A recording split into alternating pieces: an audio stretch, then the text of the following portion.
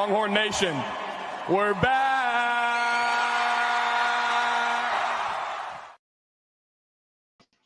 All right, welcome back to another episode of Fire the Cannon. I'm Rocky.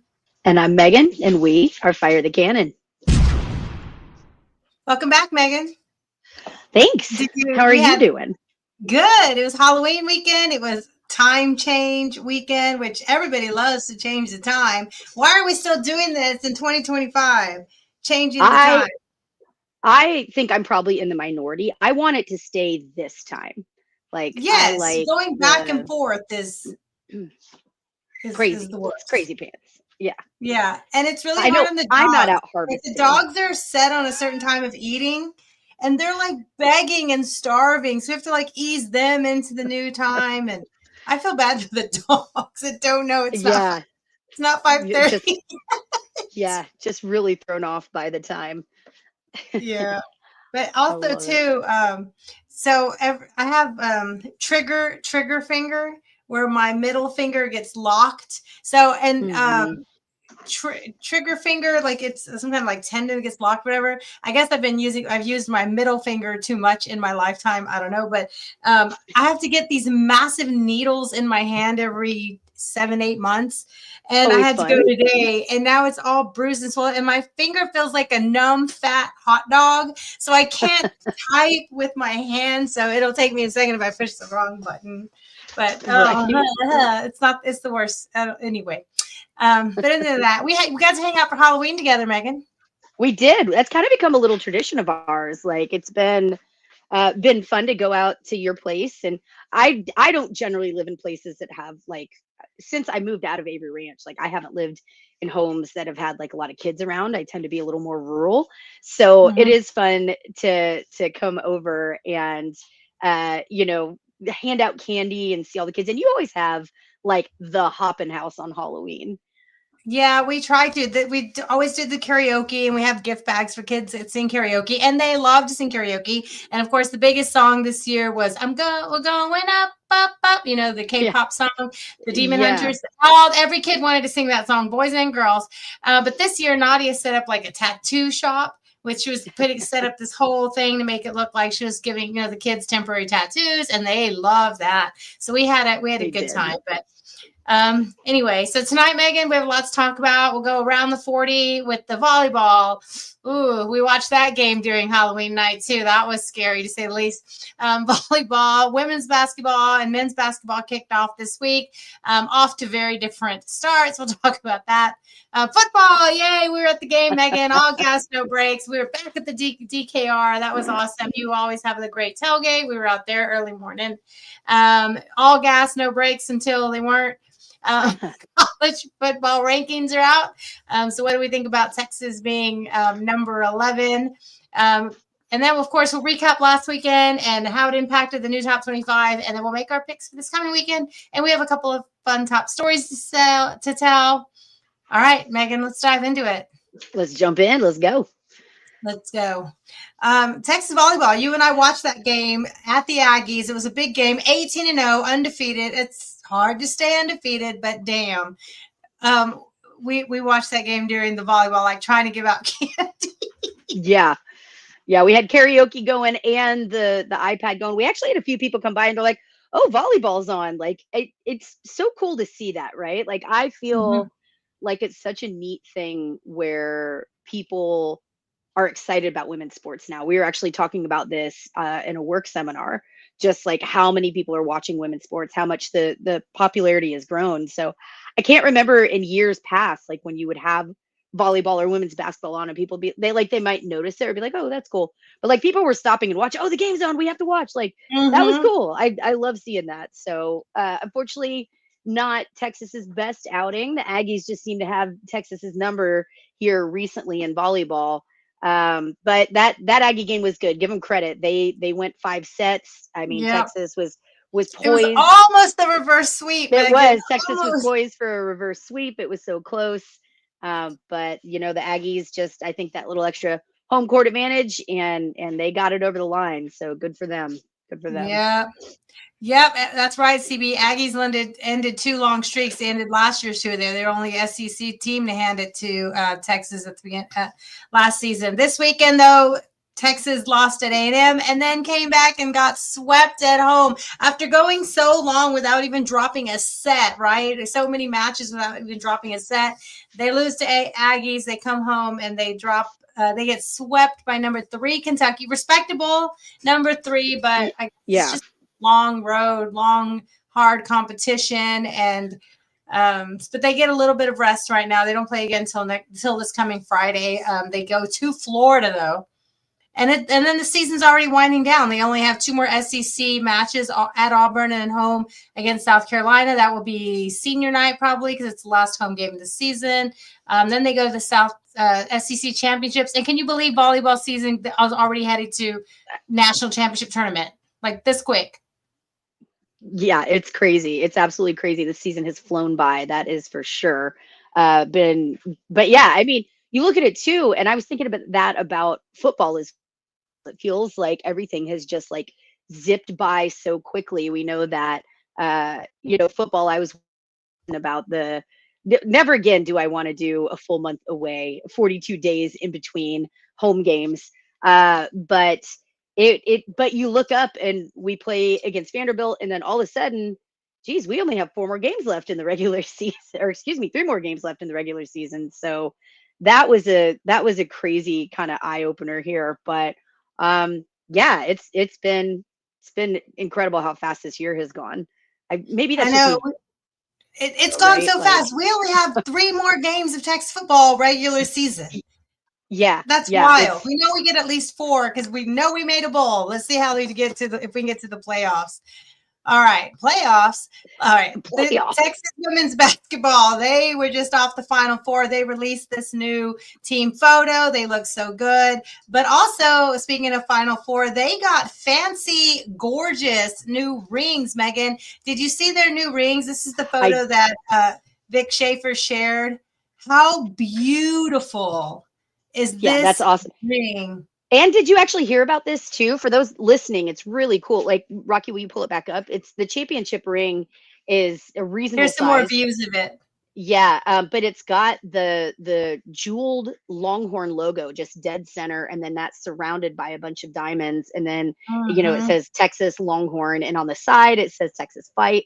Like, it is a cool ring. And I thought this was really neat that Vic Schaefer said that like all the girls had some input on it, but it was really Rory Harmon and Booker that were kind of leading the design on this. So I thought that was cool that they got to like have their input and really influence what the ring looks like. I thought that was very cool. I'm glad you mentioned that because they actually talked about it, and it kind of made they talked about it in the media. Here's for Maddie and Jordan, just your thoughts on the rings. I don't know if that was the first time you'd seen those, but what did you think about them? Spectacular. Sensational. The details, the last name especially, is amazing, and it will always serve to, commemorate the amazing year that we had. So they are absolutely gorgeous. Love the details. A bunch of hard work in them rings. It showed for sure. You could tell they had a little insight. They like, put some hard work into those rings, and it showed. How beautiful. Yeah. They deserve those gorgeous rings. What a great season, and lots of expectations for their season this year. Big win to start the season. 72-point win. They won. They didn't score 72. They won by 72. Goodness gracious. Poor incarnate word. They probably prayed all the way home. They did. I mean, look, Jesus was on that bus ride home, I'm sure. Like 123 to 51. They won by 72 points. Good job, ladies. Way to start the season. Not so great way to start the season, but I mean, granted, really, really, really tough competition was Texas men's basketball. I don't know if you got to watch any of that game last night, Megan. I had one TV with the men's basketball and one TV with all the election results going because it's Tuesday. It was Texas was really competitive early, even took a lead into the halftime. It was number 6 Duke. It wasn't at Duke, but it was in Charlotte, so practically Duke home for the Right. Dick Vitale Invitational. The issue is, and this cannot be fixed. This can be fixed. It's the first game. They're just figuring out new coach, bringing in all these new players, transfers, all the things, right? But 32% shooting. Yeah. That was rough. And that's something that's kind of plagued Texas for a while with men's basketball, right? Is that shooting can be real hot, real cold. So I plenty of faith in Sean Miller. Like, look, like you mentioned, Oh, yeah, it's early. first game of the season, we're up against Duke, right? So this is a whole different thing. And man, I am not envious of basketball coaches and the job that they have in collegiate basketball right now, because I mean, for so long, basketball has been the one and done sport, right? But now you throw in the NIL, now you throw in the portal transfer kind of stuff, and it is wild having to rebuild your roster every single season. That's something that's just you just see it a lot in college basketball now. So part of the game, so definitely we'll see what happens. Again, like you mentioned, Rocky, that was basically a home game for Duke. And Duke's a great team too. So a lot of people have them potential Final Four. Yeah, absolutely. So we'll see what Texas can do. We'll see what the men can do. And excited for a new season, excited for a fresh start. I did want to mention this. Did you see that Coach Rodney Terry, is now with the Pelicans? So yes, he's going to be doing some NBA, and he's going to be doing some NBA broadcasting too. Yeah, I thought that was cool. So he's doing some analysis, I think, with the Pelicans, and then he's also doing some broadcasting. So I just thought that was cool to see him. I mean, the man definitely knows his basketball. So glad to see him get picked up and doing good. We remember he stepped in and took the team to the Elite Eight. Can't hate that. All right, so women's basketball, their next match is this Friday here in Austin at the Moody Center. They host number 24 Richmond, 1-0 Richmond. That'll be on the SEC Network this Friday night. And then Saturday, also at the Moody Center, the men at 2 p.m. host Lafayette.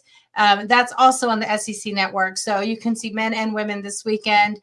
But before we dive into the big top 10, the second top 10 win for Texas football this season, let's give a little love to Rockin' Diamond S Ranch. Megan, I'll let you do that, and then we will dive into Vanderbilt at Texas. Absolutely. All right, y'all. If you were looking for the Texas Hill Country getaway of your dreams, look no farther than the Rockin' Diamond S Ranch. It is located on a beautiful 120 acres out in the Texas Hill Country, just outside of Blanco. So it's just a short drive up to Johnson City, and it's easy to get to Austin and San Antonio. So the property sleeps 14 with one primary home and 2 fully furnished cabins. And there's so much to do out there. You can go fishing, wildlife watching, check out the Longhorns, come say hi to Gabriel. There's indoor and outdoor eating and cooking. And like I mentioned, it's just 5 minutes from downtown Blanco, where there are breweries, eateries, distilleries, shopping, and more. So if you are coming in for the last 2 games of the season and you don't want to pay those crazy Austin prices for Airbnbs, you've got to check out the Rockin' Diamond S Ranch. That's Rockin'. That's like rocking with no G, rockindiamondsranch.com, or give our good friend Chuck Smith a call at 512-694-1969 and tell him Rocky and Megan sent you. All right. Good job, Megan. All right. Let's dive into Texas hosted Vanderbilt. Megan, it's been a minute since Texas had a home game. It 6 weeks. But here we were back at DKR. I wish I could remember the amazing photographer who pulled over and took this great photo of us. We need to find, I know you have it somewhere, so let's make sure we give him credit for this photo. I think it's just like tailgate photography. Tailgate photography. All right, we'll find it out. He took this great photograph of our tailgate, and we had a good time. It was kind of a funny weather day for the game day. It was chilly, drizzly in the morning, and then it was kind of cool and breezy. And then all of a sudden, boom, the sun came out and we were sweating hot. And then 10 minutes later, it was drizzly, cold rain on us again. And I feel like we got all the weathers in one game. All of the weathers all together. All the weather. Absolutely crazy. It was definitely, I didn't think it was supposed to rain this weekend. I thought it was supposed to be just like drizzly in the morning and then it was done. But it actually Mhm. rained throughout the game too. Like we got, it wasn't a million degrees. That was a change up. But yeah, I don't know that I was prepared for the wet all at once. So All right. Let's talk about going into this game. There's a couple of cool, fun game day things, and we'll dive into that. Talk about Pavia and how the team felt about his confidence. Right, he has some great confidence, swagger, but maybe a little bit of overconfidence. They felt they matched up well with him, but there was some ridiculousness before this game. Barstool Vandy, most schools have a big Barstool account. Barstool Vandy, because Pavia has been hanging out with Manziel a lot lately, and he wears number 2 for Manziel. We talked about that. He's got that swaggy style and does the money thing now on wall things. Vanderbilt really put Barstool Vandy really put this before the game. He never got to play Texas. Today is for you.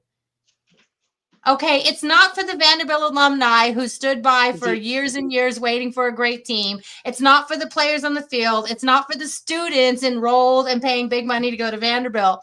It's for Johnny Manziel. I guess so. Look, I said this before. When Vandy was this screwy underdog, right? When Vanderbilt and being Vanderbilt, and Pavia was this scrappy quarterback that was just playing his ass off and bringing up Vandy. Man, that was a fun story to get behind. I was rooting for Vandy, right? Like I was excited. But the more that Pavia talks, the more that he goes off, like it's less about being the scrappy quarterback. And I think you're right, Rocky. Like it is turning into that Johnny fucking football attitude, just like super douche. Not a fan. So Yeah. it's just gotten to be a lot. And again, more power. If that's what works for you, good for you. But like, man, you're still Vanderbilt, right? And I don't know if you saw this, Rocky. Did you see that his brother, who is his spitting image, by the way, like Oh, looks I saw the exactly videos of like, his brother. Yeah. yeah, fighting people in the Texas stands. Like the Having to be brother, physically separated from people for yeah, he ended up barking just like actually, his. yeah, he ended up being physically removed from, because he was sitting in sections that weren't his.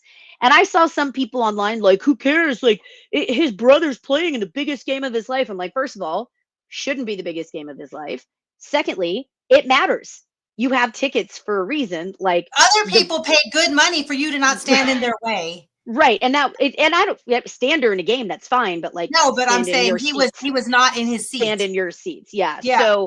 So people were asking him to move, and he just turned into a huge jerk about it. And then it got kind of physical. So yeah, towards the end, like they had to physically remove him from there. And I'm just like, I think that just kind of, it sours the whole thing as well, right? Like you don't come across as this scrappy underdog when your whole family's acting like douchebags. Like it was very much, who is it? The Jackson Mahomes vibes. Like I think everybody's kind of over the Patrick Mahomes thing too. I get Yeah. that vibe. Like I think the tides are kind of turning on the public opinion of him, and the family playing into that doesn't help. I feel like the Pavia thing's kind of going the same way, right? Yeah, it's one thing for Pavia to have, cocky confidence, because you need it when you're 5'8.5" and you got to go out there and ball out, and he balls. We 4th and 19, shut it down, right? Like respect. But at the same time, it's one thing for Pavia to have cockiness and confidence, or whatever you want to call it, swagger, all the things. Why is his brother boating up? Yeah. Because you're hanging on to your.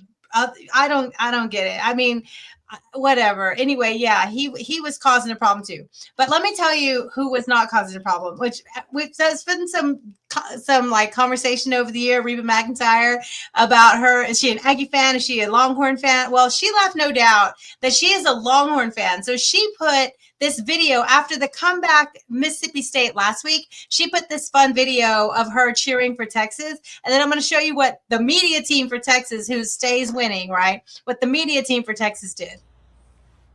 Ready? Okay. We're the champs. We're the champs. We're the CHAMPS. The Longhorns are the champs. Yes. Okay, so she put this. It's the jump at the end for me. It's the jump at the end. Okay, I'm like, don't hurt yourself, Reba. You're a national treasure. I know. Okay, and then watch what the media board did. I was able to grab this video at the game. Watch this.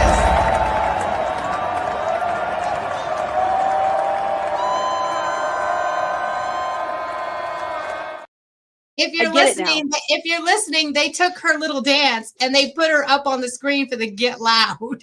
That's pretty amazing. Like, they're always so timely and on it. Just like Baxter doing the 6-7, 6-7, and all the students losing their mind over that. That was pretty great. Megan, do you know what 6-7 means? Y'all. It means nothing. It means absolutely nothing. And I also know it means that I am too fucking old for that stuff. Like I can't. I don't know. Deep breath, sigh. It's cool. It's fine. It's fine. All right. Pavia, Mike D said, did you see the comments that Pavia, before the game, that he was a garage sale? Yeah, let's show you. Well, this is two opposite sides of the playing field. You know what I mean? This is like the Louis Vuitton versus freaking some underground yard sale. You know what I mean? Some like people who've been slept on. But we know that. We know we've been slept on. 7-1. People still don't give us credit. We're coming out here. We got to make a point tonight. I know what he's trying to do, like that whole 5-star, recruits and 3-star, whatever, that whole thing we've heard before. I'm sorry, you're Vanderbilt. When I worked in estate planning, when we like made the how you gifted your dependents education benefits, it literally wrote up to and including the cost of Vanderbilt. That was standard language to show that you will pay for any education in the country. Because at the time, it was always the most expensive school in the country. I'm sorry. Vanderbilt is a fancy schmancy, really hard to get into, beautiful, well-respected, historic school. And you're calling Texas Louis Vuitton and you're the yard sale? Yeah, again, I get what he's trying to say there, but all this comes off to me. All this comes off to me as is Kirby Smart whining about nobody believed in us when you're the number 2 team in the nation. Like, shut up. Nobody except every poll that named you top 10 team. Exactly. Again, that narrative doesn't work when you're the number 9 team in the nation, and also you're Vanderbilt, who, by the way, it costs $90,000 American dollars, like per semester or whatever, to go to Vanderbilt. Like, calm down, guys. Like, you're not poor trash. You guys just haven't invested in football before, and now you are, and you're the number 9 team in the nation. Yeah. So nobody thinks that you're these lowly, scrappy, like Macklemore thrift store shopping football team, right? Like, unless Pavi is saying that he's the cheap one, that he's the white trash or whatever. That's like yard sale. I mean, I love a good yard sale, so I'm not hating on that. Yeah. Maybe he told himself. I don't know. That's funny. All right, we have a couple of comments. Matt says, Megan, the hair. Wow, fire. Love the hair. Yeah, it looks so good, that platinum. Matt also says there were reports that the family had been removed at other games. I haven't heard that, but I would believe you if you said it. Yeah. Okay, yeah. And we did, CB said, did we see that censored horn? Yeah, Johnny Manziel was like bothered by what Censored's account said and had to tweet something to his millions of followers about it. But some people don't move on from high school or college, and there's nothing you can do about that. All right, let's move on. So let's talk about, and we see your other questions that we'll get to as we get to those topics. We have them marked.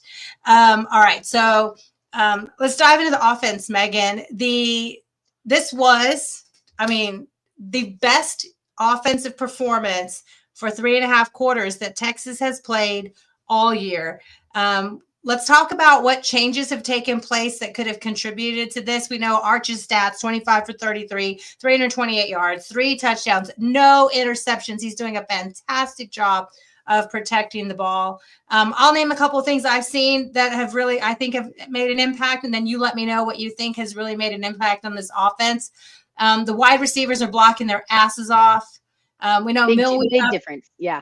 Big difference. Milwee up in the box must be helping with the play calling or the vision of what, adjustments as they go. And we have to talk about the offensive line, Megan. I know you're a big offensive line knower. What have you seen different on the O-line that has you thinking that this team has improved in the offense? Yeah, I will say this. I really like the move of Hudson to guard and moving Connor Robertson to center. That really seemed to help with the flow of things. I think Hudson is strong out at guard. And Hudson's, again, smart dude. So I liked this combo. We know that Kyle Flood likes to move their pieces around on the O-line, likes to get guys a lot of reps at different positions because we do need that depth later in the year. We needed it earlier in the year this year. But yeah, I really liked the movement. I thought the communication was a lot better. I thought the guys were seeing the field better. They were hitting their assignments a lot better this way. And again, I thought Hudson just looked like a natural at guard there. So I really liked this particular setup, this particular lineup for how we matched up against Vandy. And I thought it did well. They picked everything up well, gave Arch time to throw. And I do want to point out too, the way that Stark changed his play calling as well, giving some like lower distance throws for Arch to make. You're not forcing him to put on the cape, right? So not only are you making things a little bit easy on your O-line where they're not having to hold for 3, 4, 5, 6 seconds, right? They're also Arch has the opportunity to make those high percentage passes, shorter distance, those mid throws, those short throws. I mean, we saw it on the first play of the game, little bit of motion we threw out, and it was, it was a very short pass that ended up going for 75 yards because of that motion, because of how the guys were blocking, and because of how our wide receivers were pulling. Really loved. I loved how that played out. I thought that was a good setup for Texas. So Rocky, I think you nailed everything on the head. The wide receivers blocking better, the O-line changes, and Milwee being up in the box too. I think that is helpful for this team right now and how this offense needs to run. So really love seeing that. All right, I'm glad you mentioned the first play of the game was that pass, that bubble screen over to Wingo that went for 75 yards. We've seen lots of downfield views of that, TV views of that, but I found somebody on TikTok who had an amazing view of this play from their seats up top, and you can see the whole play develop and the blocking all the way downfield, and then you see the students go crazy. Watch this. First play of the game. Here's one.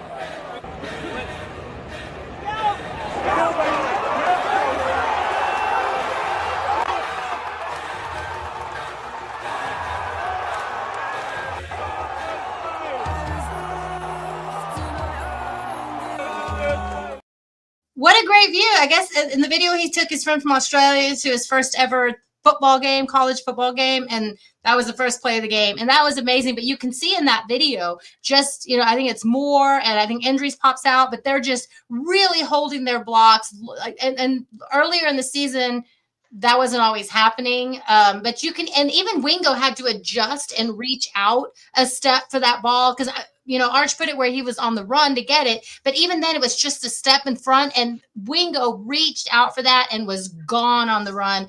Got help from his friends, slipped a couple of tackles on his own. But all of it coming together, like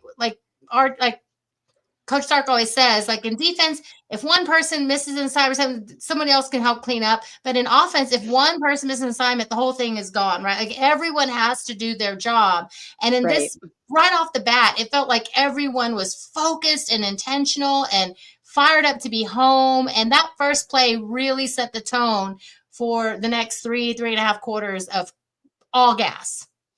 Yeah, absolutely. And I want to point this out too.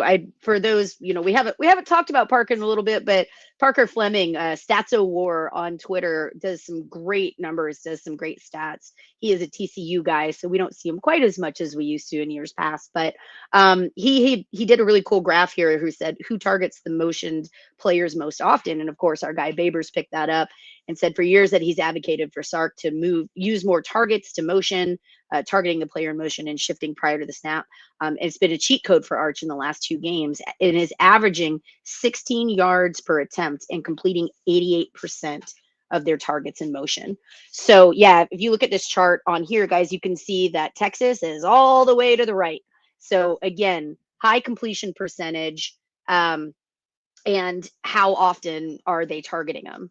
So how often are they sending them? How often are they targeting them? And then the completion percentage. So like Babers was saying, 88% of the targets in motion are completed. Like the throw to the target in motion is completed in the past 2 games for Arch. So high completion, it's working well. That motion works well for this Texas offense. So I think with these pieces of the O-line that we're seeing and the changes that have been made, if we can keep this up, to me, this is a winning formula for Texas. Like you can't look at Vandy and say, oh, they're a slouch, right? Texas matched up well against OU, who at the time was the best defense in the nation, right? Of course, yes, neutral ground, yes, rivalry game, cool. But there is still, like, Texas is matching up well. And when Texas is firing on all cylinders, this offense can be a juggernaut. It really, really can. So love seeing that. Hope we continue to see that motion. I'd like to see if we stick with this lineup for the O-line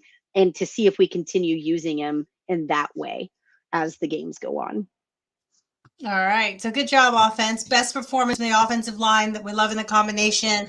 If the wide receivers can keep up that intensity, we'll dive more into Manning in just a bit when we do our players of the game. But let's give a quick look at defense. What a performance by the defense for, again, three and a half quarters of this game. We can't talk about this game without talking, though, about the injuries that were piling up, right? So we have the combination of, well, first Taft wasn't in the game. Jelani McDonald, who's now we've learned is in concussion protocol. We had Xavier Phil-Sami get a little banged up and went out. So by the time Vanderbilt was down 3 scores and every team's going to go to start just trying to fast-paced throw the ball, try to get back in this game, which they were successful in doing. By the time we did that, we were down to literally true freshmen. And, Manny Muhammad went out for a minute.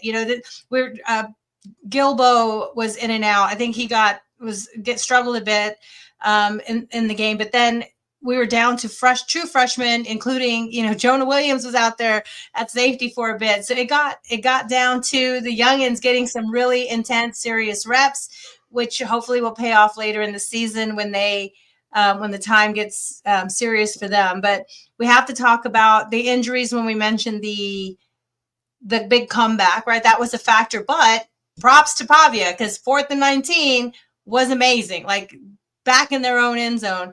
All right, Megan, who do you want to give some love to on the defense?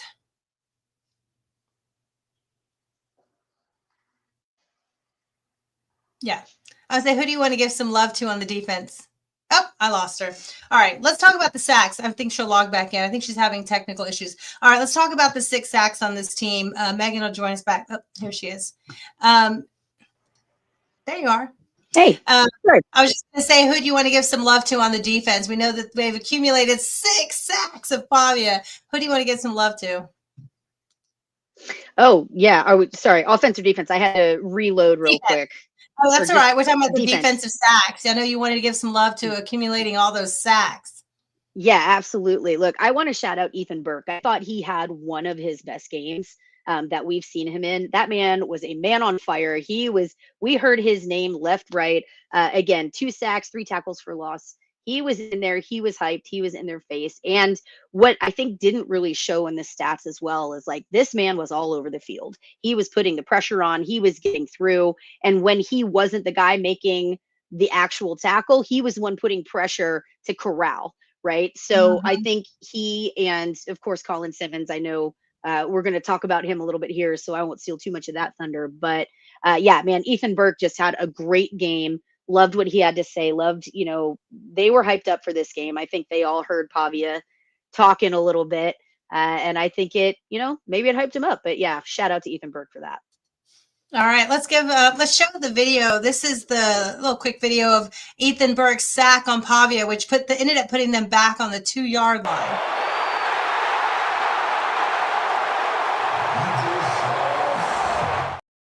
He just came flying in. The only thing about that, though, which would have been amazing, because it made it, what was it, 4th and 19, whatever it was, and they converted.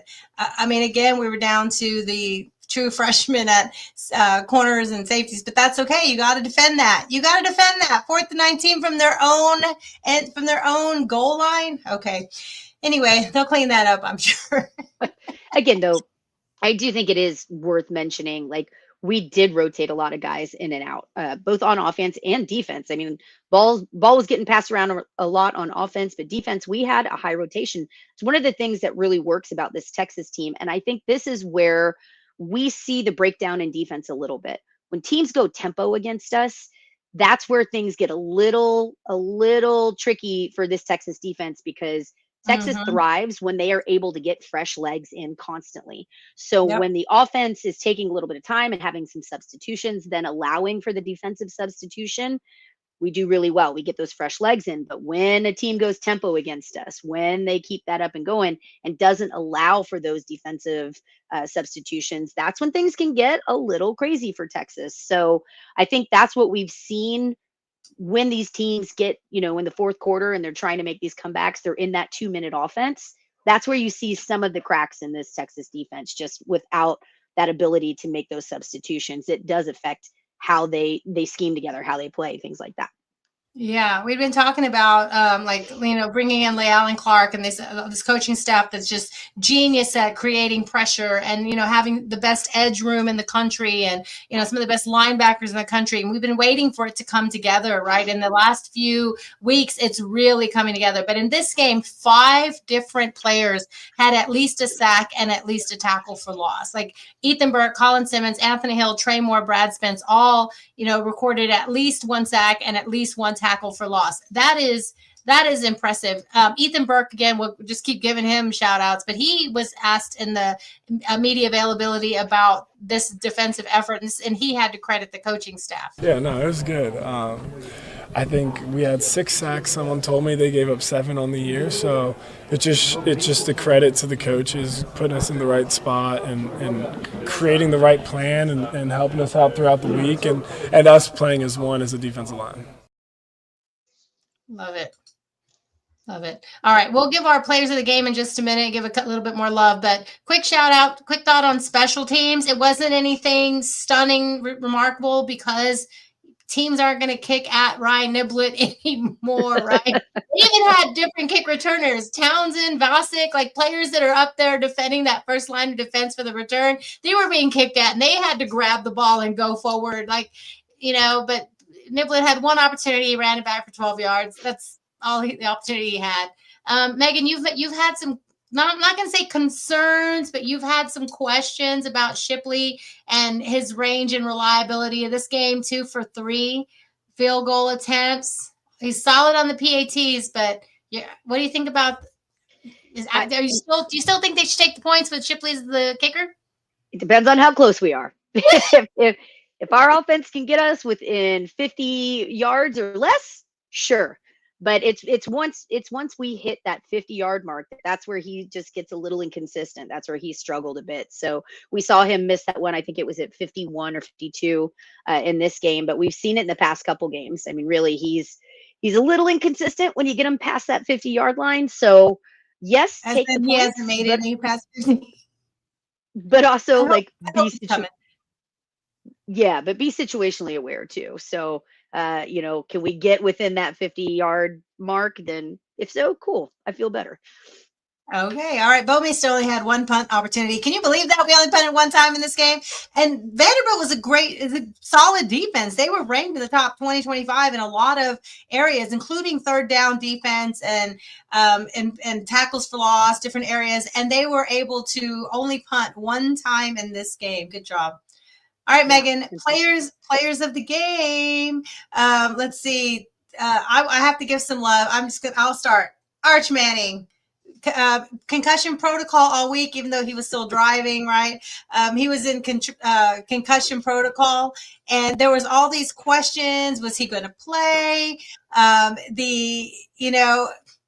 He practiced a certain day. He moved up the next day. He was moving down the severity list and the availability reports, and everyone knew he was going to play.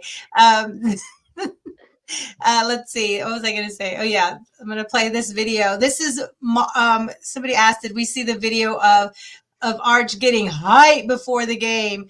Yeah, we did. Here it is.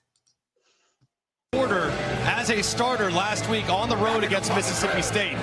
This staff. Do you know what he says there? Oh, I caught it. I heard it We just in fine. the fucking crib. We back in the fucking crib. We're back in the fucking crib. Let's go. I mean, we need psychomaniac Arch Manning. More of that, please. Crazy Coming Arch into is my my favorite my Arch. vein. Yeah, Crazy Arch is my favorite Arch. Every time he has great games, it's when he is a wild man, just like a menace before the games and hyped up. Look, we've talked about this, and I know it's not everything. Everybody wants to, oh, momentum isn't a real thing. Oh, this isn't a real thing. Oh, hype. It matters, though. How the team comes out, how the team is prepped, how the team is, their energy, it matters. Like we said this during the Alabama game a few years ago in Tuscaloosa. That team was hyped on the sidelines the whole time. And even when things were close, even when they were down, there was never a doubt on that sideline that they were winning that game, right? That confidence that comes with it. We've seen, when we see those players of the Texas team that just knows that they can't be touched, man, this team does some special stuff. We've been kind of hit or miss with that this year. So listen, give me Maniac Manning all day long. I want the menace Manning, however you want to say it. Like I want to see the crazy man grabbing the camera, shaking it, slapping people on the head. Like I want that energy from our quarterback before the game, and then go out there and be that leader, be that vocal leader. I love seeing that. Offensive Player of the Week, the first player in Texas football to get back-to-back 300-yard plus passing, 3 touchdown games since Ellinger. Offensive Player of the Week for the SEC. It was just a clinic out there against, like we said, a respectable defense. And, you know, Megan, ever since that ridiculousness of calling him the first flop, or whatever the Atlantic said, ever since that ridiculous clickbait, hateful article, he's 4-0. He's going back-to-back in crazy games. He had a huge comeback on the road. What do you think about that? Yeah, I love it. He's beat 2 top 10 teams, 4-0. Again, coming on the road, like that was a hard stretch. And I will say this, like I know Texas got a lot of crap for taking it to overtime against Kentucky, taking it to overtime against Mississippi State. But we're seeing in this league, we know in this conference that anybody can beat anybody on any given day. And being on the road for that long, being away from home for 42 days, that's a crazy stretch. So coming home, being able to include those wins in that stretch against 2 top 10 teams, and to ball out the way that he has, put up the numbers that he has. And I want to point out too, he's been consistent. I think, what is it, the past 2 games, it's been I think he's had 6-7 touchdowns and 1 interception. The numbers are incredible. Like he's putting them up, he's playing really well. So you got to give him credit. So as much as all the haters were out there talking about all this stuff, we had all these people, all these fans talking about we should bench Arch. No, man, you got to trust the process. You got to let him get his confidence. You got to let other pieces figure it out. It's not all on Arch's shoulders, but that means the blame isn't all on his shoulders either, right? Exactly. So you got to give him time to figure it out, to develop. And I think we are really seeing Arch Manning turn into the Arch we all knew that he could be. It has been fun watching his development.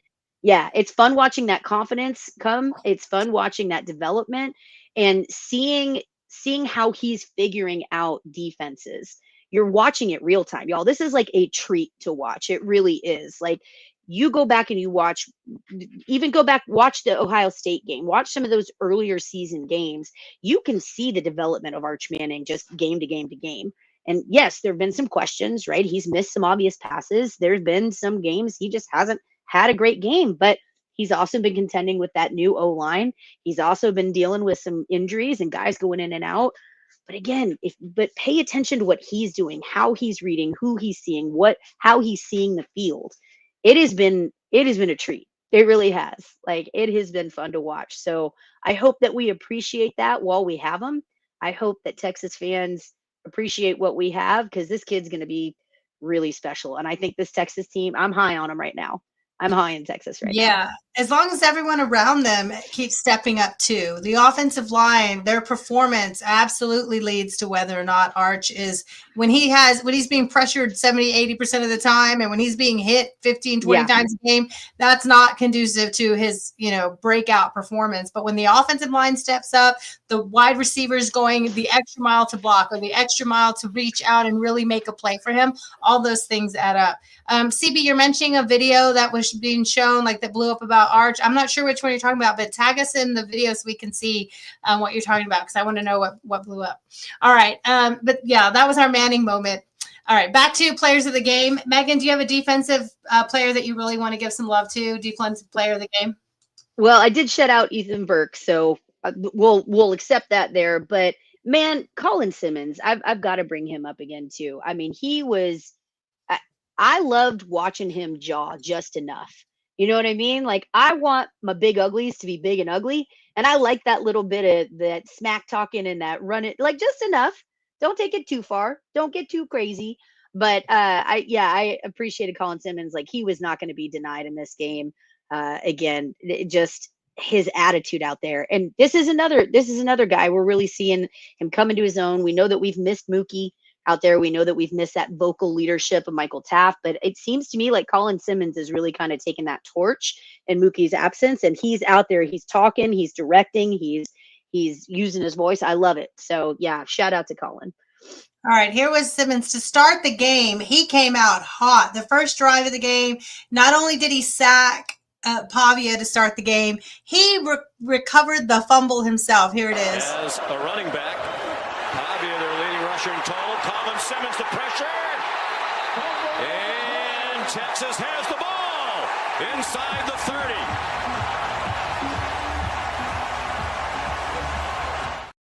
I like that Grayson Littleton is in there too, helping him secure it, dig it out, making sure that Texas came out with that. But we've kind of talked about this a little bit earlier. Pavia, he talks a lot. He's got confidence. He uses the mic. That's fine.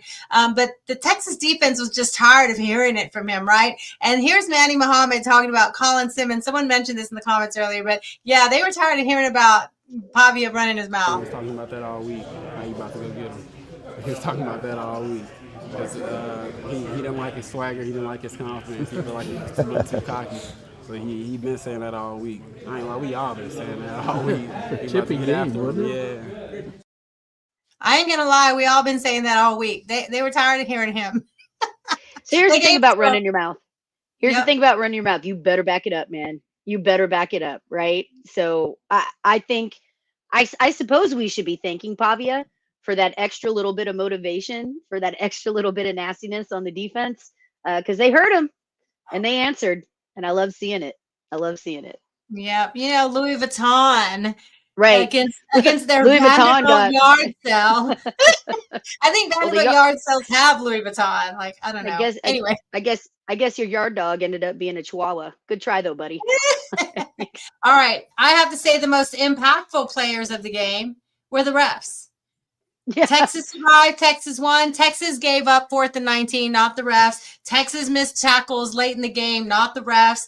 Texas had some misalignments and miscommunications in that game, not the refs. However, there was some bullshit calls in this game, calls and non-calls that were just so ridiculously egregious. Like, I don't know how the students held on to their water bottles in this game, because it was, I mean, we'll just show a couple of examples. The biggest one that I think was the most concerning, because it turned the game later from a field goal game with that onside kick that they could have recovered there, to the difference of just getting in field goal range or needing a touchdown from a 3 to 5 point game, was this 2-point conversion. And we've seen a million angles of this thing. How did they look at all this film and say it was good? Here's one angle.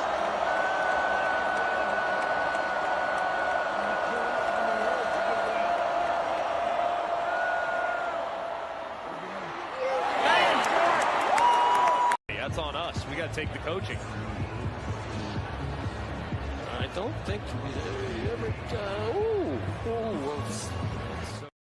And there's the other angle. I mean, I don't know how they saw those things and just definitively decided that broke the plane. With a quickness, too. it wasn't even like they were there for a long time. Like, how do you look at that and call yourself a fair ref? Look, I don't like being the one to bitch about refs. I think that is a cheap way. And exactly like you said, Rocky, like Texas, there were things that Texas didn't execute on and things that Texas didn't do well. I'm not saying that Texas played a mistake-free game. But the problem here is that the refs inserted themselves into this football game and they changed the outcome. I'm glad we came away with the win. I'm glad we did. It should have been a much different game than it ended up being. That 2-point conversion changed everything. It really did. It changed momentum. It changed, I think that ended up being like a 10-point shift or part of a 10 or 14-point shift back and forth. Like, again, I'm okay with a few missed calls. I'm okay. They're human. But these were so egregious and at such critical points in this game that this was a ref show. It wasn't about missing a call here or there. It wasn't about, it truly changed the fabric of this game. And that's where I have the issue. It changed with that. Oh, I'm sorry. Go ahead. No, go ahead. Go ahead. Oh, I was going to say it changed in that when Mosley caught, we thought was a touchdown, but it was actually not a catch in the end zone. And that should have been pass interference. And they just said nothing. So instead of, moving 15 yards down the field with the first down, which would have could have been around 41-16, something like that at this time of the score. Nope. It flips the field in that game. It was just more the inconsistency. Now I want to show you what they said was holding against Texas that they said was not holding. A tiny touch by the tight end on them was holding, but wrestling a player to the ground is not holding. Here's what they called holding on Texas.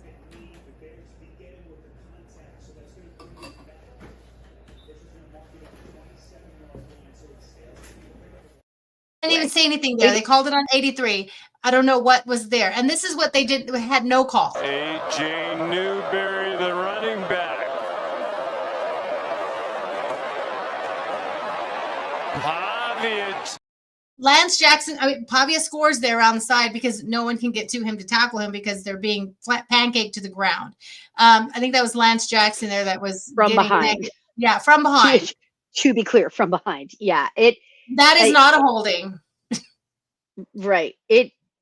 Again, it is hard to feel. I don't want to be that person. I don't want to be tinfoil hat person, but it is hard to feel like there wasn't a bias in this game. Some calls were missed on Texas, but there were a lot of calls that were missed on Vanderbilt. And to me, it was these critical, like you said, Rocky, the inconsistencies. If you're going to call it bad both ways, damn it. And and it was just the wild inconsistencies of what you were calling versus Texas, what you were calling versus Vanderbilt. And then what I think is just absolutely unacceptable is when you have plays developing right in front of the ref, right in front of the official's eyes, and then you also have time to review that in your little hidden box with 47 different angles. Not only did the ref say within a few seconds, nope, yep, it's good. It 2-point conversion, good. When there was clear daylight, it was obvious that was short.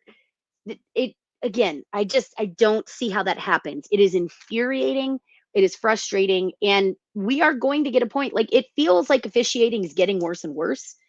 And we are going to get to a point where this is going to truly change the outcome of a game. This is going to have bigger consequences. Well, we saw it in Auburn, the Auburn-Oklahoma game. We saw that. And then Auburn got screwed again a week or two later against Georgia. And what coach got fired? Auburn. Can you imagine if the refs had got it right against Oklahoma and they won that game, and the refs got it right against Georgia when it was a flip the touchdown back and forth, and maybe Auburn somehow upsets Georgia in that game, or at least kept it competitive the way they were actually playing? Auburn got screwed. 2 big game-changing calls back to back.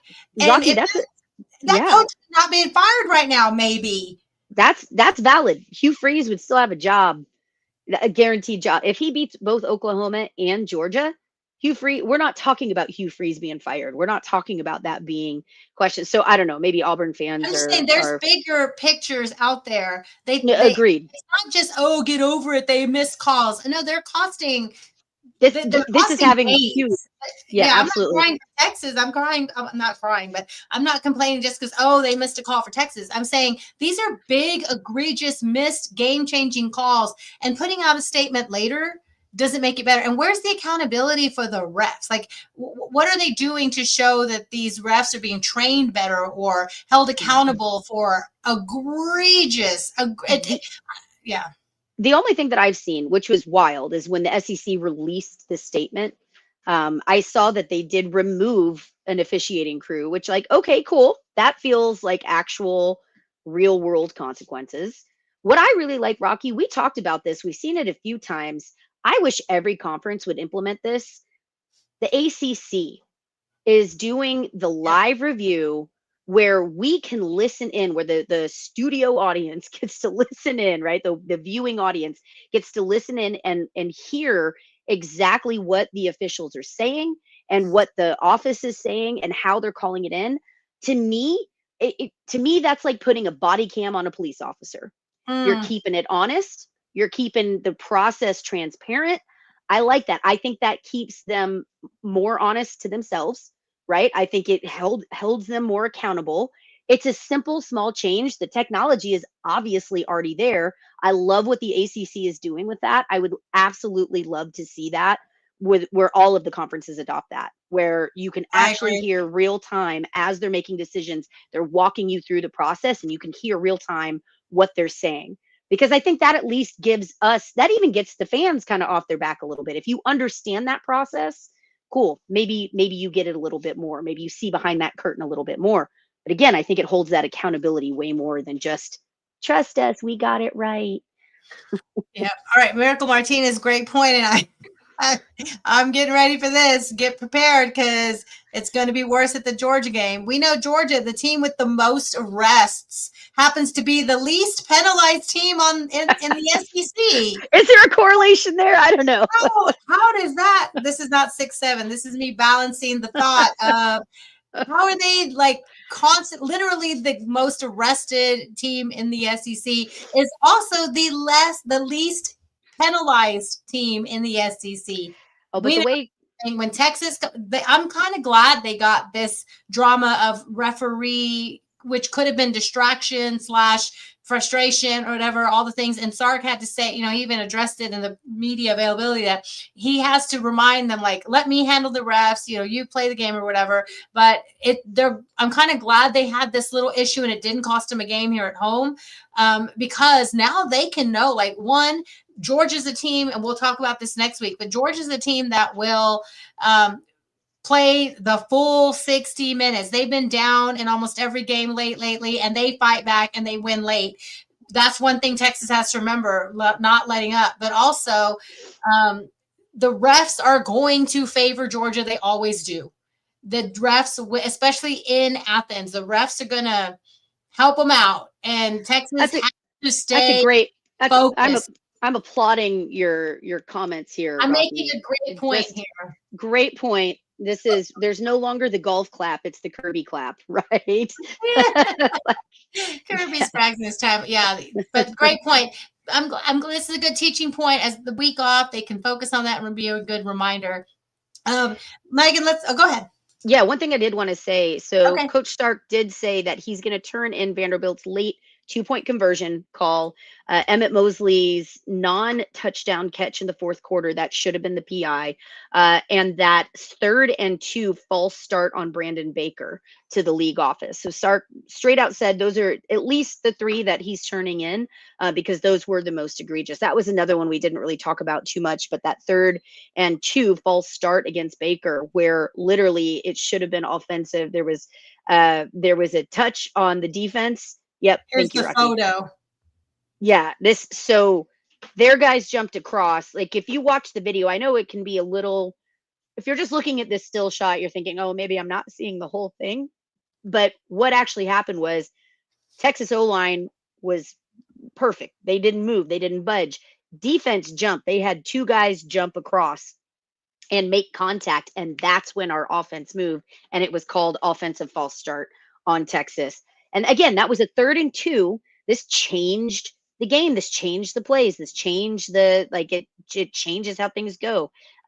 So yeah, that's it. Just really frustrating. So those are the 3 that Coach Sark is turning in. So yeah, just wanted to say that. All right. So Megan, let's wrap up our Vanderbilt talk, and then we'll get into some bigger college football picture talk.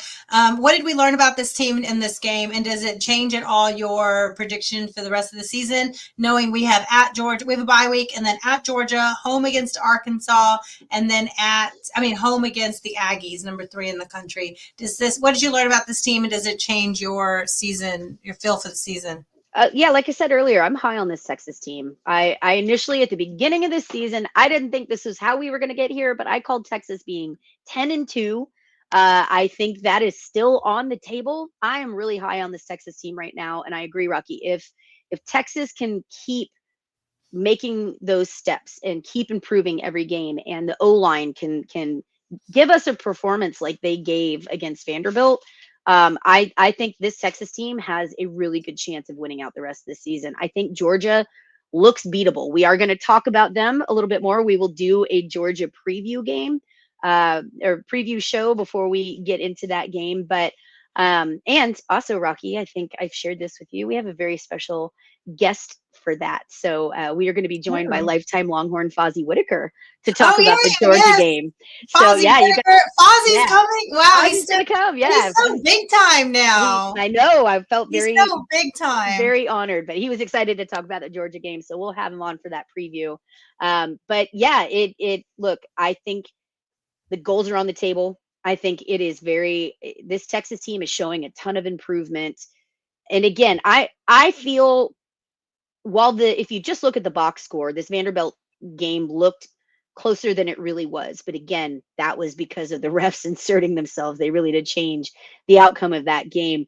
I feel confident that if Texas can play the way that Texas played at home against Vanderbilt, if they can do that on the road in a loud, crazy environment and minimize their actual mistakes and not their perceived mistakes, I think that Texas really does have a good chance of going out. Arkansas, look, I know it's a rivalry. I know they're going to be hyped up. We've got them at home. They're just not a very good football team right now. So I think Arkansas is one that I feel comfortable, confident about, right? Again, any team can beat any team here. But I think Arkansas is not my biggest concern on the remainder of our schedule. And that A&M game, of course, is going to be huge. I think Texas's challenge going into Georgia, I think they'll be focused. I think they'll be locked in. They're coming off of that bye week. Now, they better be more focused coming off of this bye week than they were our first bye week. But I think that lessons have been learned for Texas there. I think Texas's biggest challenge in the remainder of, as far as mentality goes, for the remainder of this season is going to be not looking beyond Arkansas to A&M, because that is a big game that's going to have a ton of implications here, both for the SEC and for playoffs. So I think that's yes.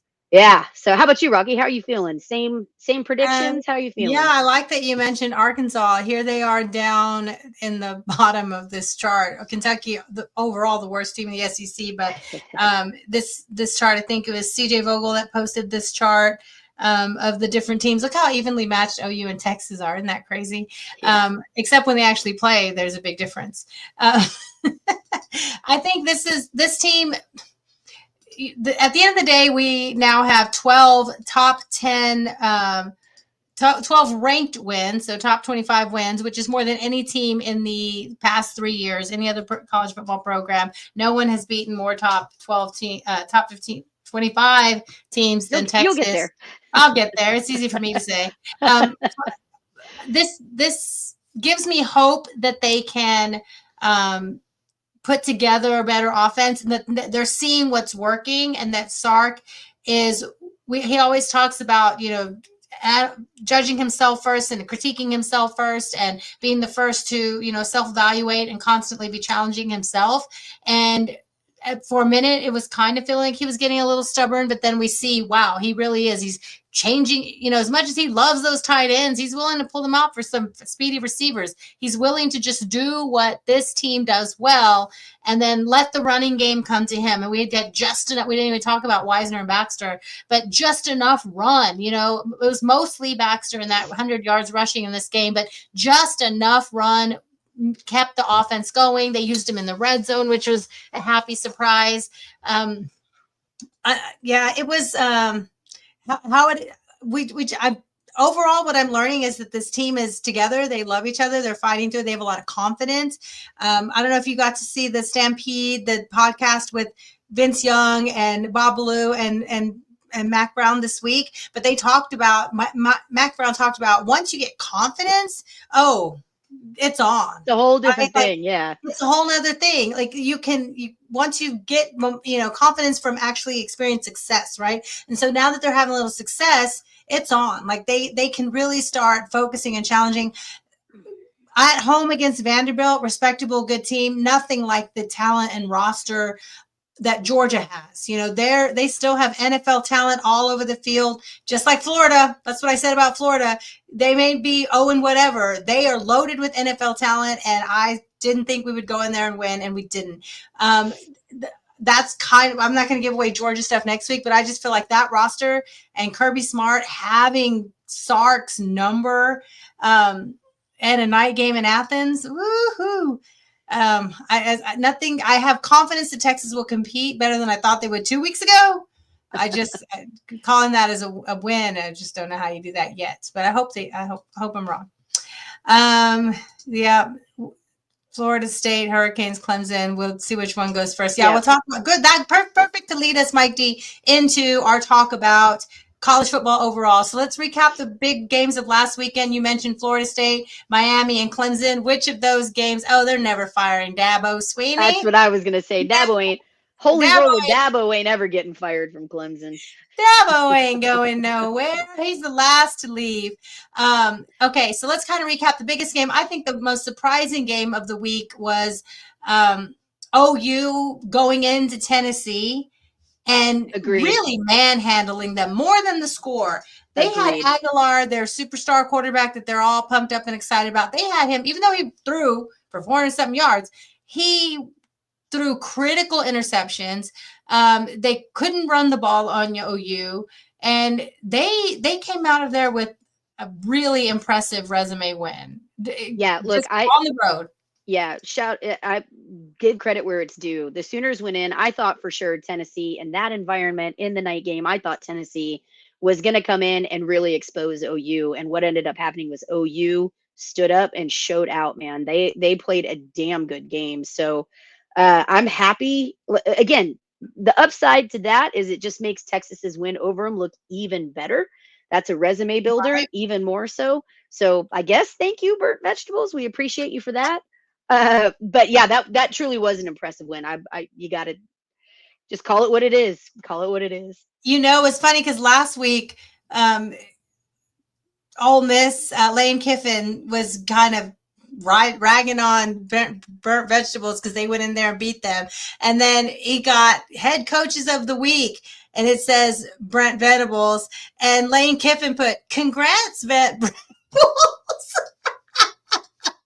Troll level a million. I'm here for it. Petty is your favorite color.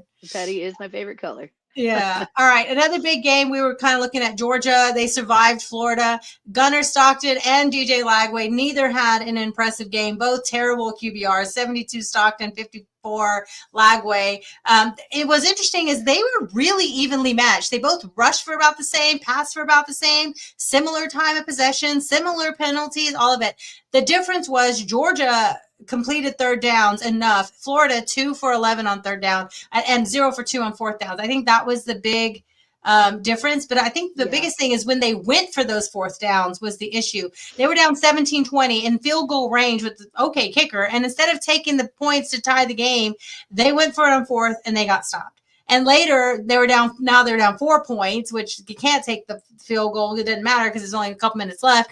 They go for it again and they get stopped.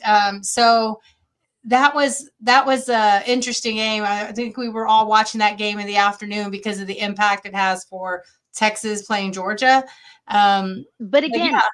I don't want to hear a single solitary person talking trash about Texas played their worst game of the season in Gainesville and still had a chance to win in the closing or to tie it up in the closing seconds of that game.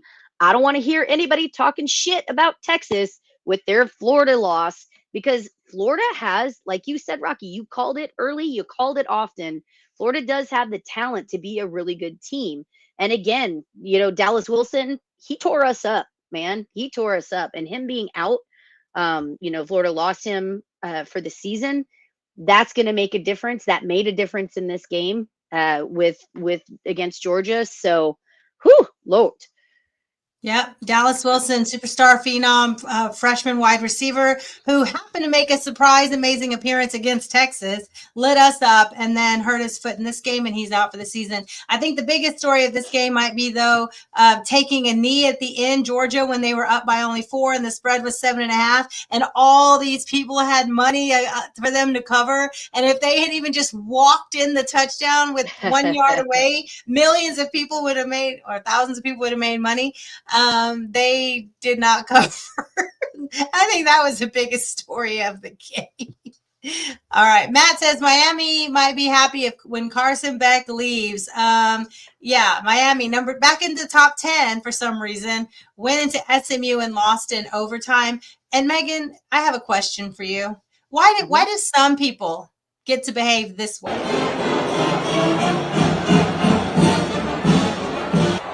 I want to be loved. They're tearing down the goalposts because some people get to behave that way. And there's a Texas dude. Longhorn there's guy. A Longhorn t-shirt guy riding the posts. Couldn't make it down to Austin, so we hung out in Dallas. Look, I know you and I differ on our storming the field. I agree. You got to keep it safe. But look, that was a big win for SMU. I love it. I tear down those goalposts. Y'all can afford it. You're rich as hell.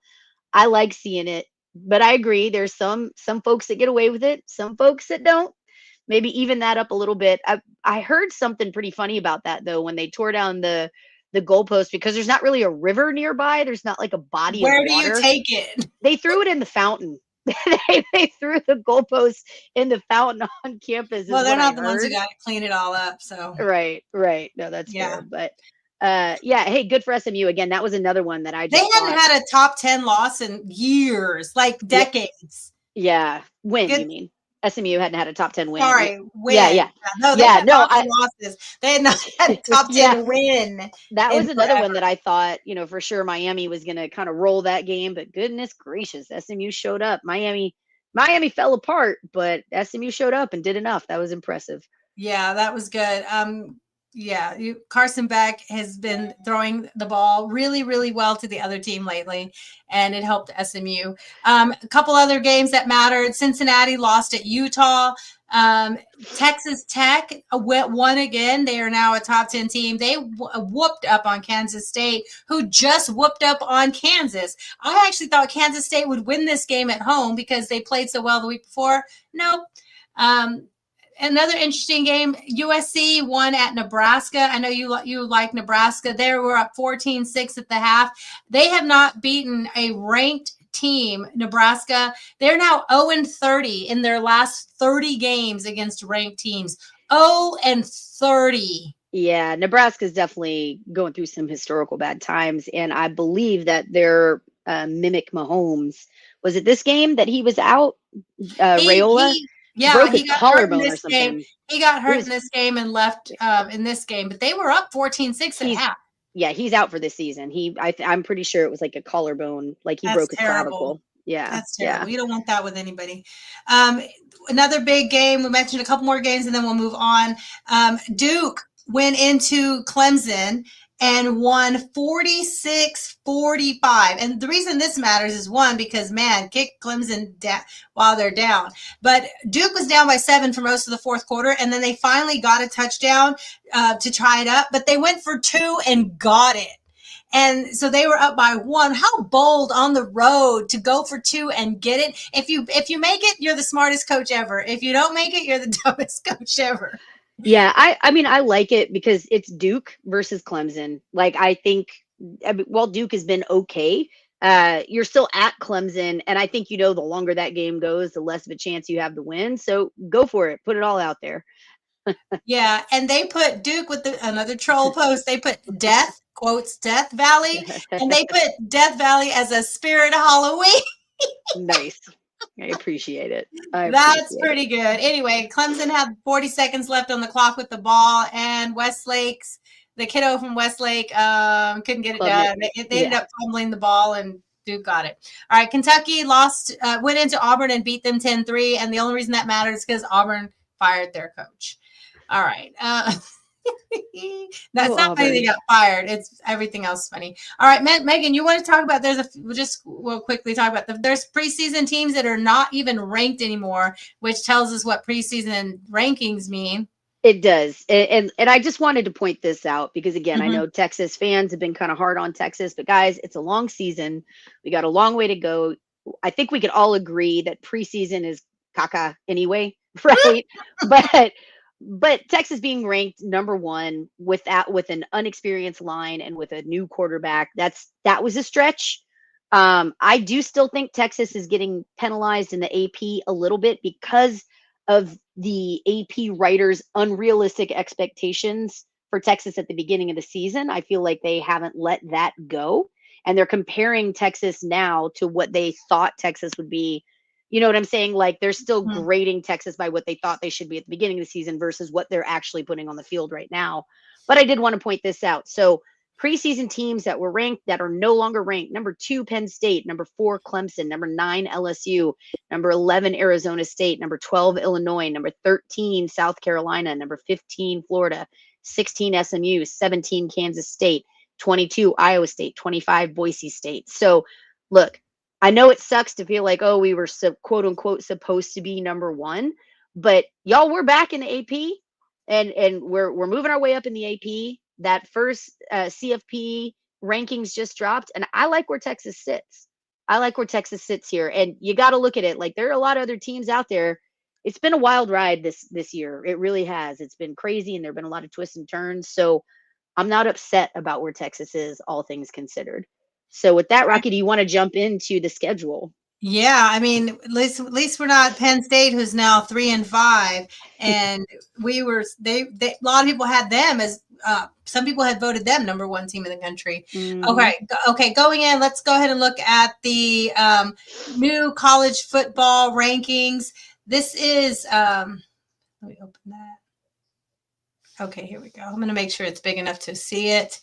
The new college football rankings came out. We'll just kind of give a brief chat. Do you think they did Texas fair at 11, Megan? Yeah, I do. I think it's completely fair. And I will say this: I like that they put Texas ahead of OU. I think that's one of the biggest qualms that I had with the AP rankings, is that in that head-to-head, Texas whooped up on OU pretty dang good, didn't allow a touchdown again, and the AP was still putting OU way ahead of Texas. So I think 11 feels fair. Right now, Texas is the first out.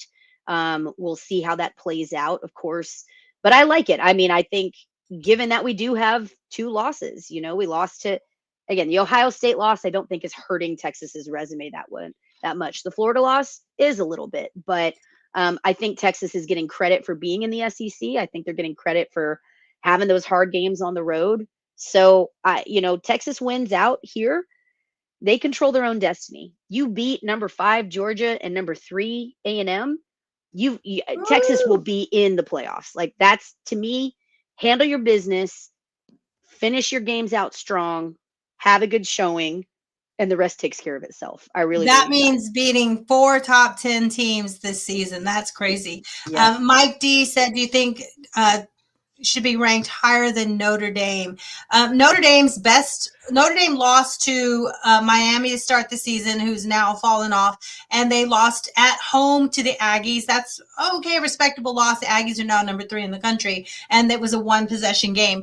My only question about Notre Dame is their best win is USC that hovers around being ranked around 20, and they even fell out of the rankings, came back in.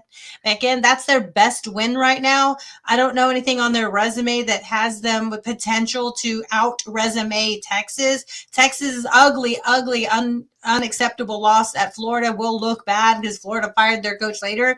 But you see Georgia go toe to toe Florida. You're going to see Florida win other games, right? And then Texas has 2 top 10 wins. Even now, OU's ranked number 12. Vanderbilt's still a top 16 team, so they're still respectable wins that they have. They have an opportunity to have a couple more. I think overall that loss against Florida is probably what's keeping Texas behind Notre Dame. But again, it'll all work itself. Out. Yeah, I agree with that. I think Notre Dame probably has prettier losses than Texas has, but to counter that and to put the shoe on the other foot, I think Texas has better. They have more quality wins, more ranked wins. So it's kind of again, my take on it. Notre Dame being 10, Texas being 11. I'm not going to stress about that because as long as Texas, I'm telling you, if Texas wins out and handles business, you beat Georgia at Georgia.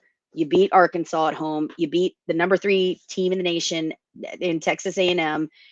There's no way Texas isn't in the conversation, isn't a college football playoff team, right? I think that's just how it is. So we went the hard way of doing it, but if Texas wins out, all the goals are still ahead of them. Yeah, absolutely. And I think, we can talk about this later, but I think Texas really just needs to win one of the next 2, one of the Georgia or A&M games to still have a shot in the playoffs, because that would be 3 top 10 wins. But we can talk about that another time. But I wanted you to hear the committee putting Texas at number 11. This is what Joel Klatt had to say about that. Let me make sure that the volume's on. Rankings is Texas at 11. Texas as a 9-3, as the committee is telling us, is absolutely alive for the playoff. When I see where they're sitting, I absolutely get it. Number 1, their loss was the opening week of the season, one of their losses, to Ohio State on the road, which is right now the number 1 team in the country as the committee views it. And here's something that you have to understand is that behind closed doors, the strong push is to make sure that we're valuing teams that schedule difficult non-conference games. Well, Texas scheduling the Ohio State game, the committee is not going to want to knock them for that. They're not going to want to put them down for losing that game on the road the opening week of the season with a brand new quarterback. Some people agree with that, some don't, okay? Now, that's fine. I agree with that.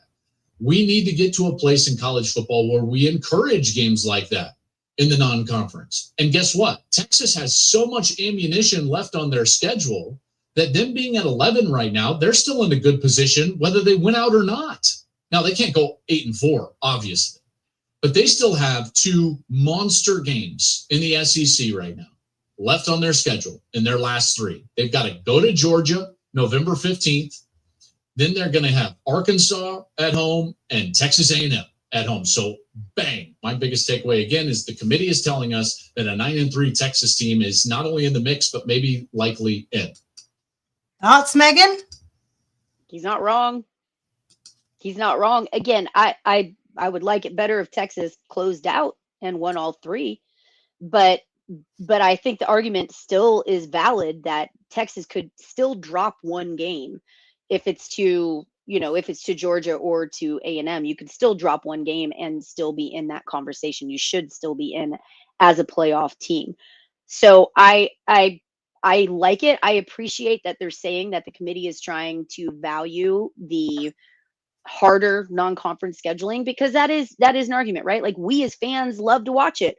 We love these crazy matchups of out of conference. We love these big teams playing each other. But if you're going to punish them, if the committee punishes them when they're ranking, then where is the incentive? Rocky, you've talked about this. Where's the incentive to schedule these harder teams? So I think we saw it when, the first year, like when Texas scheduled Alabama out of conference before we joined, we saw that played a big role in Texas getting into the playoffs that year. It just did. It was a quality win. They got the credit for beating Alabama at Alabama. And as a non-conference game, that weighed heavily in a lot of the decisions there. I think we saw it last year too. We saw that even despite Georgia being a thorn in our damn side, we still got credit for the scheduling that we did. We went to Michigan, played at Michigan, right? So I appreciate that the committee, that Joel Klatt is saying that the committee is crediting and trying to make sure that that still has weight and teams aren't getting unduly punished for scheduling difficult and intriguing games out of conference. Again, I think it's silly. I will always make fun of A&M. I will always make fun of the SEC teams that they're playing Samford before Texas. Not Stanford. Samford. Right. I just that's a chicken shit move in my opinion. Yeah. Teams that They schedule did go to Notre Dame. They did, and credit to them. That's great. They just should not play FCS. Right. FCS, like I can get the argument FCS teams need money too, and that's how they get it. I understand that, but not at the end of the season. Not at the end of the season when, and you know, we have people, oh, well, Texas has 2 bye weeks. Yeah, we all do. We just schedule them at opportune times, right? But you're never going to see Texas schedule an FCS team in November. That's weak. You're never going to see them schedule an FCS team. Yeah, and you don't learn anything about your team at that point. Yeah, you don't, and I think I appreciate him just outright saying that the committee is giving credit for harder scheduling. Yeah, not punishing you for those games. All right, so Megan, let's look ahead. This week is Texas bye week. Great opportunity for the Texas team to get healthy. We know Taft still had a cast on his arm. Jelani McDonald in the concussion protocol. I tell you what, when Wisner came off the game, he was physically putting it all out there. There was one time when he came to sit down and he was like, I'm not saying he's hurt or anything. I'm just saying he was like stumbling to his seat because he was leaving it. He was gassed. He was leaving it all out there. And they need a break. They need rest. They need to care for their bodies. So this is it's always a great time to have a bye week for the players, right? So how are you spending the bye week, Megan? Well, I will be going to Scott's celebration of life and his services. They are this Saturday and Sunday. So spending time with some family on Saturday for a fundraiser for some cerebral palsy stuff, and then going to Scott's memorial service, and then his celebration of life and his burial and his service there. So got to give some love. And I do want to say thank you to Texas. I thought it was so cool to see the outpouring of love. Sorry, guys, I'm going to get emotional talking about this, but I just thought it was so cool to see the outpouring of love from a university level too. You know, they honored Scott at the beginning of the game.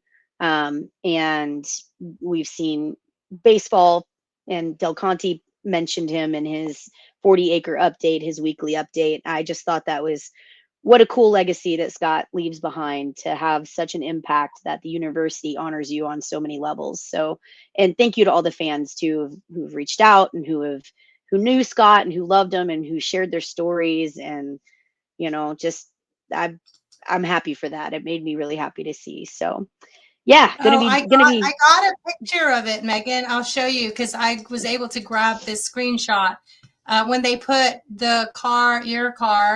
No, that's it. Nope. His is different. Oh, that's his car. Yours is similar. That was his car.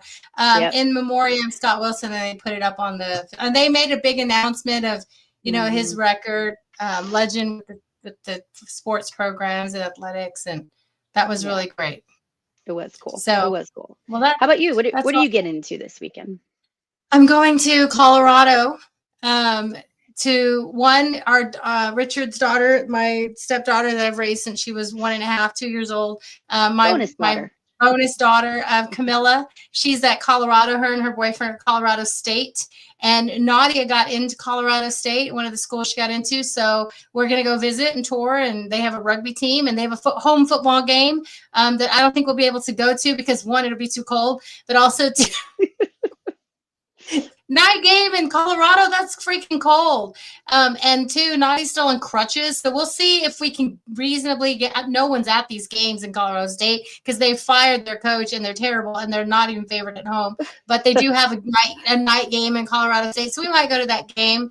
But anyway, we're going to tour the campus, spend time with Camilla, and we'll spend the long weekend with, thank you, CB. Yeah, Colorado State, the out-of-state tuition is...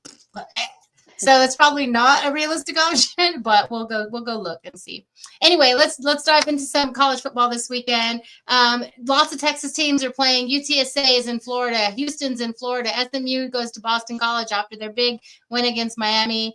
Rice hosts UAB. Jacksonville State goes to UTEP. Iowa State at TCU. That should be interesting, like just good fun, Big 12. Texas State goes to Louisiana, and Sam Houston State is at Oregon State. They're going to die. Oregon State's terrible. Sam Houston State is worse. Like, why are terribler? Terribler. Okay, but let's get into some top 25. Let's get into some top 25 games on Saturday. 9-0, undefeated, number 2 in the country, because now we got to go by college football playoff rankings, right? Number 2 in the country goes to Penn State. This would have been interesting months ago. It's not. Penn State, can you believe it, Megan? They are 0-5 in the Big Ten. People pick them to win the Big Ten. I understand why James Franklin was fired, but I think it was premature. I think it was silly. But hey, enjoy that 0-5, I guess. They were just in the playoffs. Mm-hmm. Okay, yeah, Megan, here's an interesting one. We just talked about number 5, Georgia, real deal. They're going to Mississippi State, who just got their first SEC win in 2 years at Arkansas. Do you think Georgia's looking ahead at Texas and maybe going to overlook at Mississippi State? You were just there. Tell us about that environment. And it's the real deal. It's 11 a.m. game, though. That helps Georgia. Yeah, it does help Georgia. But I'll tell you, like I said, man, those Mississippi State dogs, they are serious tailgaters. They will be ready. They will have those cowbells out. I think this is actually going to be a fun game to watch. I do think Georgia is going to pull away. Look, I'm rooting for Mississippi State, but it wouldn't be the worst thing if Mississippi State took them to the line and then Georgia ended up winning. Because I'll tell you what, if Georgia comes into that Texas game with a loss to Mississippi State, they're going to have a fire under their butts. So I'm kind of torn on this one, but I think Mississippi State, like we've been talking about this whole episode, any team can win at any time in the SEC. So I do think Georgia's going to pull this one off, but it is a tough environment. So, go dogs. I'll have my cowbell out. All right. Georgia's favored by 8.5. Got any thoughts on that line? It feels fair. I think this is going to be a close game. And then in the end, I think Georgia does. I think Georgia will, unless they take a knee like they did last week. All right. Okay. Megan, the big college game day game is Texas Tech at Texas Tech this week. They're hosting undefeated 8-0 BYU, and they're at number 8, 8-1 Texas Tech. And already, as soon as they mention college game day, all we've seen is the last time college game day was in Lubbock. It was the Crabtree, Texas game. So I've already seen that clip 58 times this week. Did you know the kids started camping like Saturday night, Sunday after their last game? They already started camping this week because who needs to go to class? You go to Tech. Good for them. So they're good for them. They're going to have a big game. They've earned it, right? They've earned the game day top 10 matchup. BYU's best win is Utah. Texas Tech's best win is Utah. And Texas Tech has a loss at Arizona State. Tech is favored at home by 9.5. What are you thinking about this? Both have great defenses. Yeah, I think that that environment at Texas is going to be crazy. Oh, it's going to be so fun. I don't know if the Mormons are ready to handle that, but I did want to shout out. Did you see the story, Rocky, that a BYU account on Twitter had mentioned that the Texas Tech barber, he works on commission. Oh, yeah. His wife had gotten into a really pretty awful car wreck. She was hit by a drunk driver, I believe. Yeah. So BYU, I checked right before we got on. So as of a couple hours ago, BYU has raised over $63,000 for the family. Aw. Thought that was really cool from BYU. So I hope Tech fans treat them well. I do think that's going to be a crazy environment. I do think Texas Tech pulls away with this one because of that environment, but it is going to be a fun game to watch. So I think it's going to be a great matchup. BYU got Utah at home and survived by a field goal. Texas Tech went into Utah and beat them by 3 touchdowns. So I know that Texas Tech keeps going back and forth with injured quarterbacks and this and that, but I just feel like they're a complete team. I think they're on fire. And with, like you said, the environment at home. Matt, how are the tortilla sales? I'm sure the tortilla sales, why isn't it? I don't know why it's not. Sorry, I can't get it to load. Anyway, yeah, I'm sure they've sold out of tortillas. There you go. How are the tortilla sales? I'm sure they've sold out. All right. But the only downer about this is it's not a night game for Tech. It's an 11 a.m. game. So that's kind of a downer. I want them to have a night game for game day, but that's fine. I think this is a matter of keeping people safe in Lubbock. Keeping people alive, right? You know, Kirk Herbstreit's going to be on a private flight by 2:15 p.m. to somewhere else. Right. Ooh, Miracle Martinez has BYU winning by 3. Okay. All right. I'd like that. All right. Number 1, Ohio State goes to Purdue, whatever. Another big game that we want to watch because it affects a team we're about to play soon is the 8-0 Aggies going to Missouri. They are touchdown favorites at Missouri. Missouri all season long has had one of the best defenses in the country and one of the best running games in the country, including the leading rusher. But they are now down to their 3rd quarterback. They've had 2 quarterbacks. The last one just went down with an ugly leg injury. The 2 times they've had to play a top 10 team, they lost this year, Bama and Vandy. What do you think about this game? The Aggies going in to Missouri.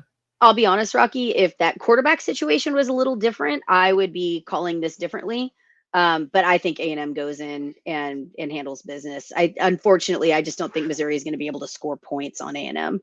So, I think that's going to be how this ends up. And I think A&M easily covers the 6.5. I agree too. Missouri's defense is really good. A&M gives up points, but like you said, down to their 3rd quarterback, we don't know what to expect in that game. But I expect the Aggies to win that. If they go in there and lose to the 3rd string quarterback, that won't happen. All right. Number 9, Oregon goes to Iowa, whatever. Auburn at Vanderbilt. Let's just see how Vanderbilt bounces back from losing at Texas and Auburn losing their coach. Florida State at Clemson. I only mention that because both teams stink. That's terrible. Let's see what happens there. This would have been, even just a couple months ago, this was like, ooh, for the ACC championship lead. Like, who's going to take control of the ACC? Florida State and Clemson. And nope, it's like Virginia now, right? Okay, LSU, 5-3 LSU at number 4, Alabama. Alabama is 9.5-point favorites. This used to be a really big matchup. Now I'm surprised Alabama's only favored by 9.5. What do you think, Megan? Yeah, I agree. I think this is going to be a blowout. LSU with they no longer have their fake accented coach. I just don't know. I don't know that I've ever seen players celebrate their coach getting fired the way current and former players celebrate their coach get fired, the way I saw with Brian Kelly. So I don't know, maybe they found a little fire, but yeah, man, I think they weren't very good with him. It's hard to get better after you fire your head coach. So yeah, I think Alabama has got this one by a country mile. All right. I mentioned Navy. It's this one of the 6:30 games is the LSU Alabama. Also is Navy at Notre Dame. I mentioned Navy because Navy's 7-1. They don't have any special amazing wins. They haven't beaten a ranked team or anything, but they're going to number 10 Notre Dame. Notre Dame are 25.5-point favorites. I think that's way too big. I would absolutely consider Navy to cover that. Navy has a unique style of offense that Notre Dame only has a week to prepare for. So I think 25.5 is too much. And we should all be rooting for the upset so we can get Notre Dame out of here because they're the one independent that could take a spot in the 12 team playoff. And we need them out of here. So come on, Navy. Florida, Kentucky at Kentucky. Kentucky, we showed earlier, was the worst team ever, and Florida's favored. UNLV at Colorado State. That's where I probably might be if it's not too cold at that game. And I always have to tell you the last game of the night, Megan, 10 p.m. for us is San Diego State at Hawaii. That's a crazy kickoff time. I'm going to fuss about it every time you bring it up. I know. That's Every why time. I tell you. just to anger me. I got it. I see. I know you love it. Are your Michigan State Sparties? We're on a bye week. They're on a bye week this week. Yeah, Yep. that's what I was checking because I didn't see them, but I always like to tell you where they're going to be. Yeah, where we're going to lose the next game. Where are you losing this weekend, Megan? It's off. You might even lose this weekend on your bye week. I don't know. It's possible. It's possible. All right. So Jay Witt, let's do a little NFL. We don't have to make any picks about the Texas game because we are not playing this weekend. So let's just give a few top stories and then we'll sign out because it's getting late. Megan, you shared this, so we have to share it. Jay Witt. Here he is. Looking all fly with his. I also want to point out, baby. it's the Hook'em Horns, the Texas jacket. Which, yes, please, I want that jacket. But also, did you notice the hat, Rocky? It's ESPNW. It's women's ESPN. Oh, ESPN women. Well, you know, sporting his girlfriend there. Got wifey. Yep. I love it. Another quick note, Megan. All 4 of our NFL teams lost again this weekend. I don't want to talk about it. Rocky, I don't want to talk about it. I don't want to talk about it. I'm going to tell everybody our teams. If you don't know, the Titans, the Cowboys are my team, and you have the Lions and the Texans, and all 4 lost. 35-degree forecast at Colorado State Saturday. Yeah, I will not be at that game. That is too cold. Football weather. What are you talking about? Perfect football weather. To stand outside in the cold for 4 hours, 35 degrees. No, thank you. Drink a little more. For the birds. That's for the birds. Okay, so there's this group on Facebook. It's called I lost the picture. Hold on. They're called, I don't know, it's not showing up. Documents of something. I'll find it when I share the picture. But it's the oldest known picture of the University of Texas. Can you believe this? Look, one sad ghost building. That's the old main building. Rocky, come on now. Austin, this is Austin in 1883. This is a photo of the main building. Yep. In 1883. If I recall correctly, the angle that we're looking at it here, you're actually looking up what is now the tower and the main building now. Right here. And you would be looking where we're standing. We would basically have our backs to the Capitol. The Capitol. And you're looking down the 6-pack, what will turn into the 6-pack at the main building. So, yeah, it's safe to say Texas has come a long way. That's for sure. Yeah, that's pretty wild, ghostly old photo. Yeah. All right. One last thing I wanted to show you, and I thought this is cool because I think it's kind of a sports story. Beckham. Beckham? Beckham was knighted. I mean, I thought the greatest accomplishment of his life was marrying a Spice Girl, but apparently it is being knighted by King. Knight's Bachelor. To receive the honour of knighthood, Sir David Beckham, for services to sport and to charity.